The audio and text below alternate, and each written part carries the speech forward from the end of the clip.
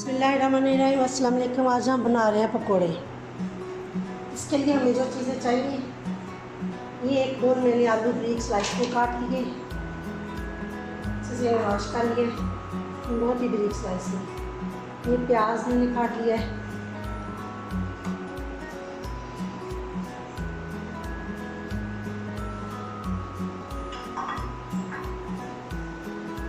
ये चिकन हमारे पास,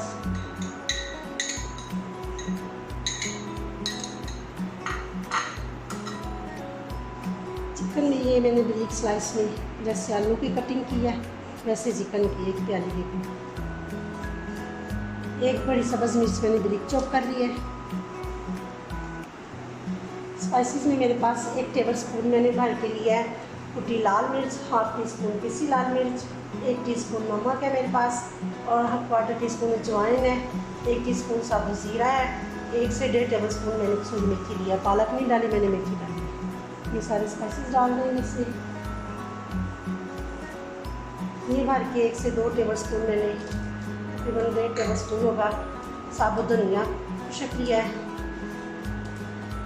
इसे हाथ से क्रश करके डाल देंगे हम।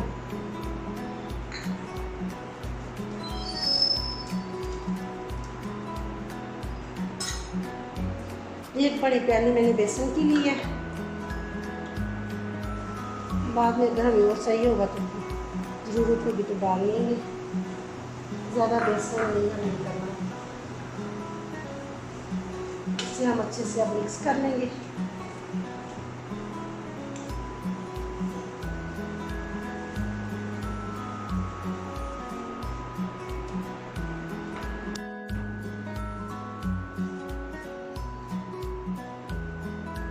देखिए इसमें पानी नहीं डाला, प्याज और आलू का चिकन का अपना ही पानी है, थोड़ा सा हम पानी डालेंगे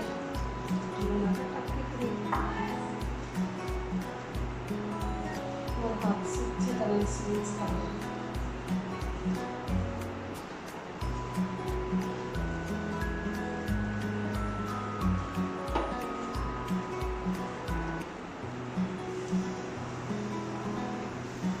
आधी प्याली बेसन की और डाल देंगे।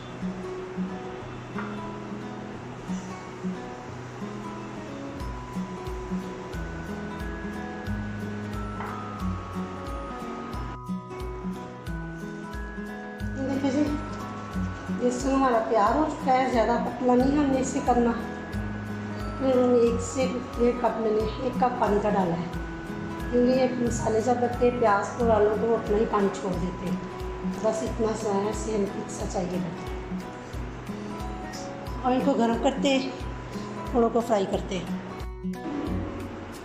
ऑयल हमारा गर्म हो चुका है अच्छे से।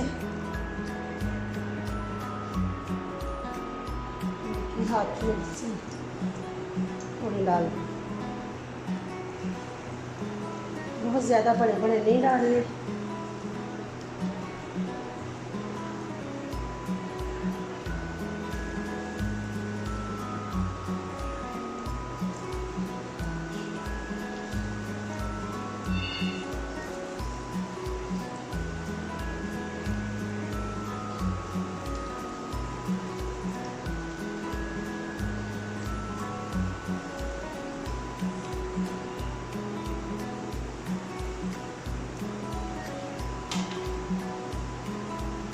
एक से 1.5 मिनट के लिए हम इसे पकाएंगे, फिर इसकी साइड बदल देंगे। पकौड़े हमारे फ्राई हो चुके हैं। मैंने मीडियम आंच पर फ्राई किया है, आंच बहुत ज़्यादा तेज़ नहीं करनी है। बहुत अच्छा क्रिस्प आ चुका है इसमें। पकौड़े हमारे तैयार हैं।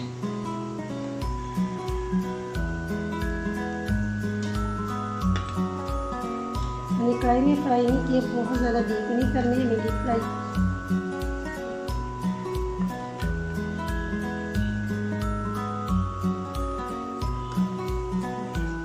बेसन भी इतना ज़्यादा नहीं है, बस नॉर्मल सा है।